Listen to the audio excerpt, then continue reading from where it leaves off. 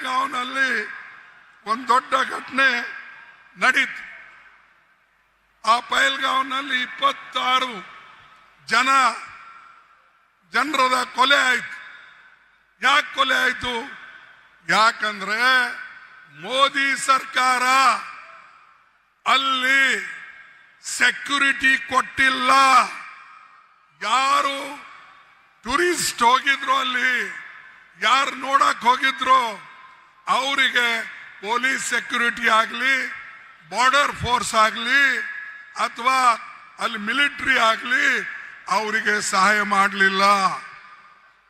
ಅದಕ್ಕಾಗಿ 26 ಜನ ಕೊಲೆ ಅಲ್ಲಿ ಆಯ್ತು. ಆದ್ರೂ ಮೋದಿ ಒಂದು ಮಾತಾಡ್ಲಿಲ್ಲ ಅದ್ರ ಬಗ್ಗೆ. ಮೋದಿ ಬರೇ ತನ್ಗೇನು ಹೇಳಬೇಕು ಅದನ್ನ ಹೇಳ್ಕೊಂಡು ಹೋದ್ರು.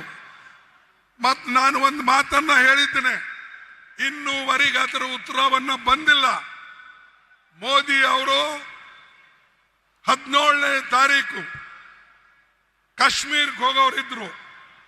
ಆದ್ರೆ 17ನೇ ತಾರೀಕು ಕಾಶ್ಮೀರ್ಗೆ ನೀವು ಹೋಗಬೇಡಿ ಅಂತ ಹೇಳಿ ಅವರ ಬೆವುಗಾರಿಕೆ ಅಲ್ಲಿರ್ತಕ್ಕಂಥ ಇಂಟೆಲಿಜೆನ್ಸು ಅವರಿಗೆ ಹೇಳಿದ್ರು, ನೀವು ಹೋಗಬೇಡಿ, ಪಾಕಿಸ್ತಾನದಲ್ಲಿ ಇದು ಕಾಶ್ಮೀರ್ನಲ್ಲಿ ಗಲಾಟೆ ಆಗ್ತದೆ, ಅದಕ್ಕಾಗಿ ದಯವಿಟ್ಟು ನೀವು ಕ್ಯಾನ್ಸಲ್ ಮಾಡಿ ಅಂತ ಹೇಳಿ ಅಲ್ಲಿ ಕ್ಯಾನ್ಸಲ್ ಮಾಡಿಸಿದ್ರು.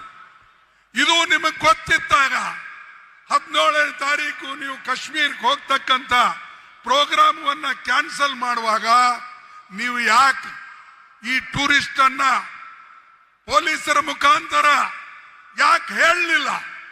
ನೀವು ಹೋಗ್ಬೇಡಿ, ಅಲ್ಲಿ ತೊಂದರೆ ಇದೆ ಅನ್ನತಕ್ಕಂಥ ಮಾತು ನೀವು ಹೇಳಲಿಲ್ಲ. ಹೇಳಿದ್ರೆ 26 ಪ್ರಾಣಗಳನ್ನ ಉಳಿತೀವು. ಮತ್ತು ನಮ್ಮ ಈಗೇನು ನಾವು ಹೆಚ್ಚು ಕಡಿಮೆ ಚುಟ್ಪುಟ್ಟು ಯುದ್ಧಗಳು ನಡೆದಿವೆ, ಅಥವಾ ನಮ್ಮ ಪಾಕಿಸ್ತಾನ ವಿರುದ್ಧ ನಾವೇನು ಈ ಘರ್ಷಣೆ ಮಾಡ್ತಾ ಇದ್ದೇವೆ, ಪಾಕಿಸ್ತಾನ ಕೆಲಸ ಅಂತೂ ಯಾವಾಗಲೂ ಬರೇ ನಮ್ಮ ಭಾರತ ದೇಶ ಮೇಲೆ ಗೂಬಿ ಕೂಡಿಸ್ತಕ್ಕಂಥದ್ದು.